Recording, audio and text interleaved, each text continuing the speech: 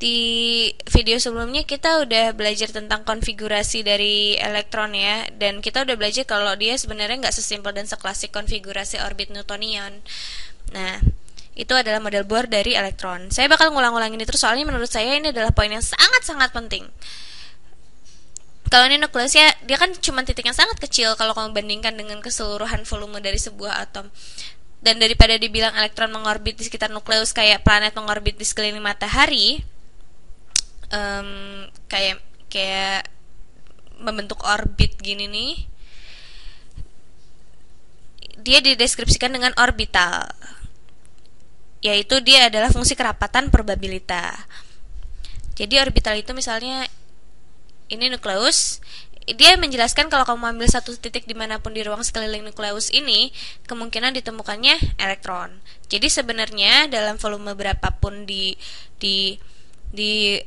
ruang sekitar nukleus ini bakal memberitahu kita kemungkinan menemukan elektron dalam volume atom ini. Jadi misalnya kita ambil snapshot foto-fotonya elektron misalnya dalam orbital 1s ya. Bentar, mana sih tadi? Ini di sini. Orbital 1s kan yang kayak gini, hampir nggak kelihatan, dia bentuknya lingkaran di sekeliling nukleus, dan itu tingkatan energi paling rendah yang bisa dimiliki sama sebuah elektron.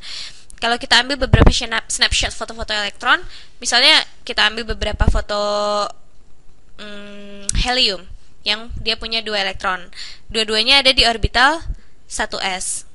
Jadi kelihatannya bakal kayak gini. Di fotonya dia bisa ada di sini, bisa di sini di foto selanjutnya, terus elektronnya bisa jadi ada di sini, terus di foto selanjutnya, terus ke situ, terus itu. Kalau kita ambil terus, kita bisa dapat sekumpulan dari mereka berdekatan banget. Gini nih. Semakin keluar dia bakal semakin jarang. Semakin kita keluar, semakin jauh dari nukleus elektronnya. Tapi seperti yang bisa kita lihat, kemungkinan kita menemukan elektron itu lebih besar semakin kita dekat sama inti atom daripada kalau kita semakin jauh di sini misalnya. Meskipun kita udah pernah mengamati ya kalau elektronnya ada di luar sini atau di sebelah sini, dia bisa di mana aja. Tapi kalau kita amati berkali-kali pasti kelihatan kalau fungsi probabilitas yang pernah kita bahas itu sebenarnya bekerja. Bakal kelihatan kemungkinan kita lebih kecil untuk menemukan elektron di sini berbentuk kupus kecil gitu daripada di dalam sini. Terus kalau kita lihat diagram gambar orbital yang kayak gini, misalnya mereka menggambarnya kayak shell, kayak lingkaran luar gitu ya. Coba saya bikin biar kelihatan 3 dimensi. Nah, nukleusnya kan ada di dalam sini. Ini cuma bilang di mana kita bisa menemukan elektron, kemungkinan 90%-nya. Jadi mereka bilang, oke, 90% dari waktu kita mencari kira-kira kita bisa temukan elektron dalam lingkaran ini. Misalnya ya, perpotongannya. Tapi sekali dia bisa ditemukan di sini kan, di luar lingkaran itu. Namanya juga probabilitas, kemungkinan bisa aja terjadi. Kita masih bisa menemukan elektron kalau orbital yang di luar sini. Ya kan? Terus di video sebelumnya kan kita udah simpulkan, oke, elektronnya mengisi orbital dari tingkatan energi paling rendah ke yang paling tinggi. Dan paling rendah ke paling tinggi, low energy to high energy. Kalau dibayangkan saya main Tetris ya, saya kurang yakin sih kalau Tetris bisa jadi contoh yang bagus. Tapi pokoknya kalau saya susun balok-baloknya, saya nyusunnya tuh dari balok tingkatan energi yang paling rendah. Kalau ini lantai dasarnya ya, balok pertama akan diletakkan di tingkatan energi paling rendah, dan balok keduanya nanti taruh balok keduanya di tingkatan paling rendah juga ya. Tapi ruangannya cuma segitu. Dalam kasus ini energi kita bakal disebut sebagai energi potensial kan. Ini contoh fisika Newtonian yang klasik aja sebenarnya. Tapi gagasannya itu sama persis sama elektron. Begitu kita punya 2 elektron di orbital 1s ini. Misalnya konfigurasi elektron heliumnya 1s2 misalnya. Kita nggak bisa naruh elektron ketiga di situ lagi. Soalnya tempatnya cuma cukup buat 2 elektron. Saya mikirnya 2 elektron ini sekarang kayak menolak elektron ketiga yang mau kita tambahkan. Jadi kita harus ke orbital 2s.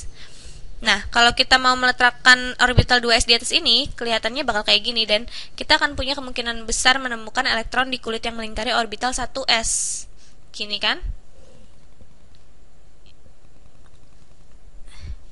yang di sekitar orbital 1s ini. Ya kan? Sekarang kalau misalnya contohnya kita ganti jadi lithium. Mana? Jadi kan kita cuma punya satu elektron ekstra kan tadi. Nah, elektron ekstra ini misalnya kita berhasil lihat elektronnya di sini. Dia bisa sekali di sana kan? Sesekali aja, bisa di sana, di sana, di sana. Kemungkinan besarnya, tapi ada di sekitar sini.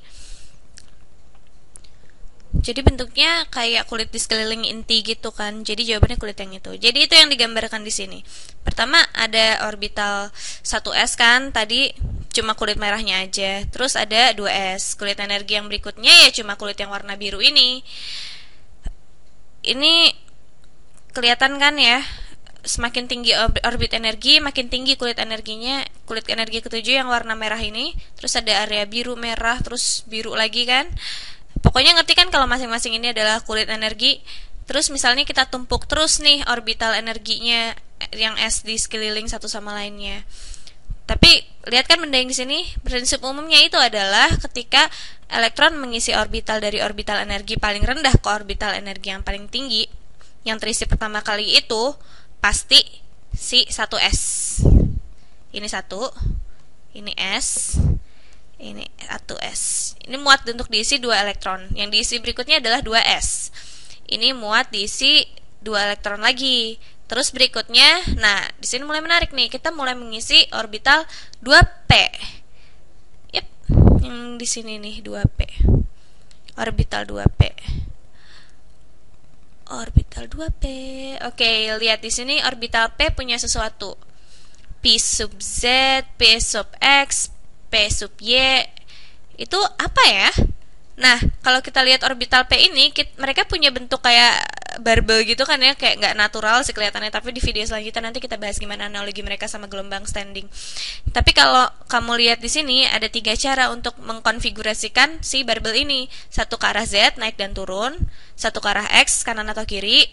Terus yang ke arah y, yang ini maju atau mundur ya kan?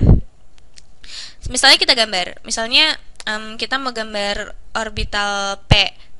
Ini yang kita isi selanjutnya. Dan sebenarnya kalau kita ngisi satu elektron satu di sini, terus lagi di sebelah sini, terus kamu isi lagi yang satu lagi, dan kita akan bahas tentang putaran dan lain sebagainya nanti kapan-kapan. Tapi pokoknya di situ. Ini namanya aturan Hahn. Nanti mungkin saya bikin satu video untuk ngejelasin aturan ini, tapi kurang relevan sih sama pelajaran kimia tingkat 1. Tapi pokoknya elektron mengisi ruangan dengan urutan kayak gitu. Dan sekali lagi saya ingin kalian paham itu intinya gimana. Oke, lihat dalam tanda kutip, soalnya abstrak ya ini. Tapi kalau kita membayangkan orbital p, misalnya kita mengamati konfigurasi elektron untuk misalnya karbon. Mana sih karbon? Nah, konfigurasi elektron untuk karbon, 2 elektron yang pertama masuk ke 1s1 dan 1s2.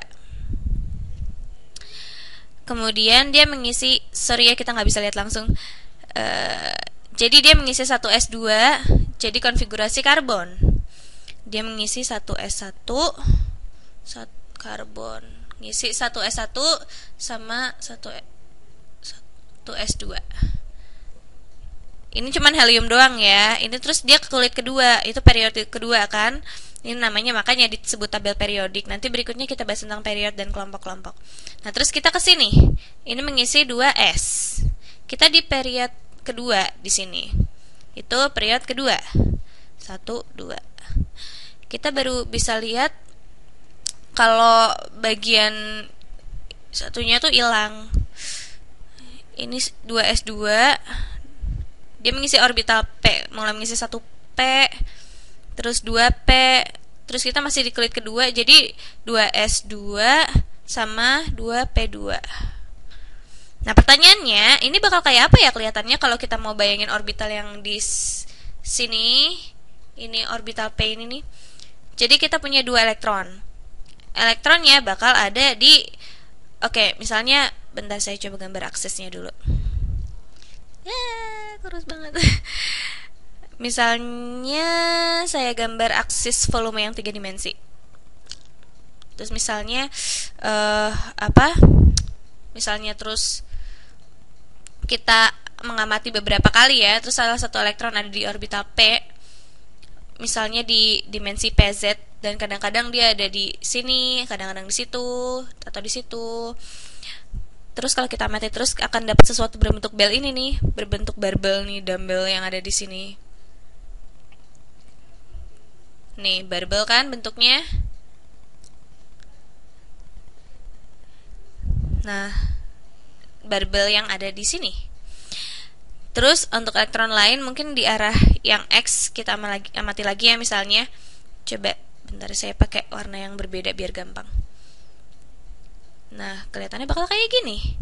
Kita amati beberapa kali lagi dan mungkin kalian akan bilang, "Wow, kali ini bakal lebih mungkin menemukan elektron kalau dibentuk barbel ini ya." Tapi kamu bisa menemukannya di luar situ, di situ, di situ. Ini kan cuma probabilitas aja gitu loh. Kalau menurut saya ini cara terbaik sih biar kalian bisa membayangkan.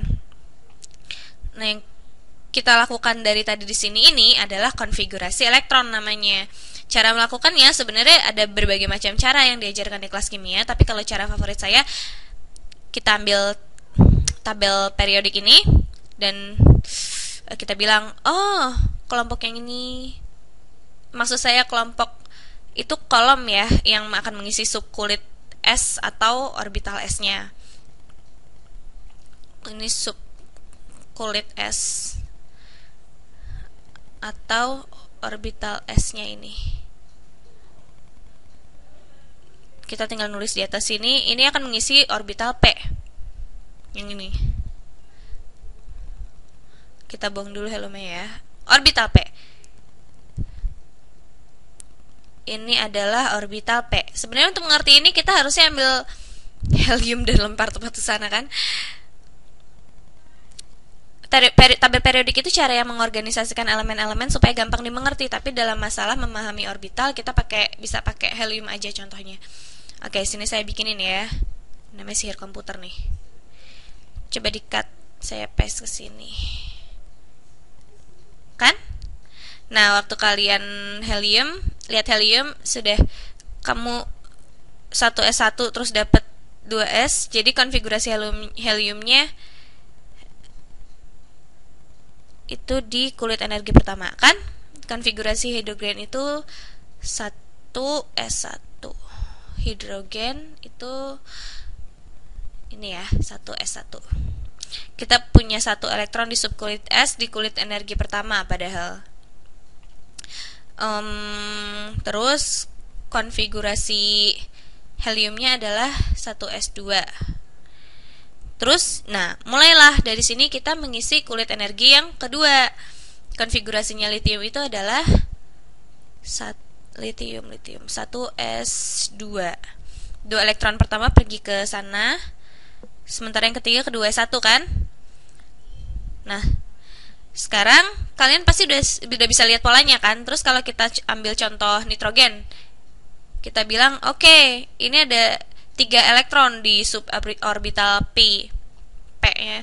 Jadi ini bisa aja dimulai dari belakang kan. Kita ada di period 2p3 ini jadinya. Coba saya tulis dulu. Ini 2p3. Jadi ini dimana 3 elektron terakhir masuk ke orbital P. 2p3. Nah, ini jadi ini bakal punya dua ini nih yang masuk ke orbital 2s2. 2s2. Nah, 2 yang pertama atau elektron di di tingkatan energi yang paling rendah jadinya 1s2. Jadi ini konfigurasi elektron di sini dari nitrogen. Nah, untuk meyakinkan konfigurasi kita itu udah benar, yang perlu kita lakukan adalah menghitung jumlah elektronnya. Jadi 2 tambah 2 sama dengan 4 tambah 3 itu 7. Dan ini kita ngebahas atom netral. Jadi jumlah elektronnya harusnya sama-sama proton yang dia punyai. Nomor atomnya adalah jumlah proton yang dimiliki kan. Gampang kan? 7 proton. Jadi sejauh ini ketika kita membahas cuma dengan S dan P, ini sangat langsung gitu, straightforward. Kalau kita ingin tahu konfigurasi silikon yang di sini misalnya. Silikon. Nih, ini gimana? Nah, kita kan di period 3. 1, 2, 3. Ini cuma baris ketiganya aja ya. Terus ini kan ada blok P di sebelah sini. Nah, ini baris kedua di blok P, kan ya? 2, 3, 4, 5, 6. Nah, kita di baris kedua dari blok P. Jadi kita mulai dengan 3P2. Terus kita punya 3S2. Nah, terus ini mengisi semua bagian blok P yang ada di sini. Jadi ini 2P6. P6. Terus di sini ada 2S2. Yang pasti ini mengisi kulit pertama dulu sebelum yang lain bisa mengisi kulit-kulit yang lainnya. Jadi 1S2. Jadi inilah konfigurasi elektron untuk silikon. Nah, kita bisa konfirmasi nih setelah ini.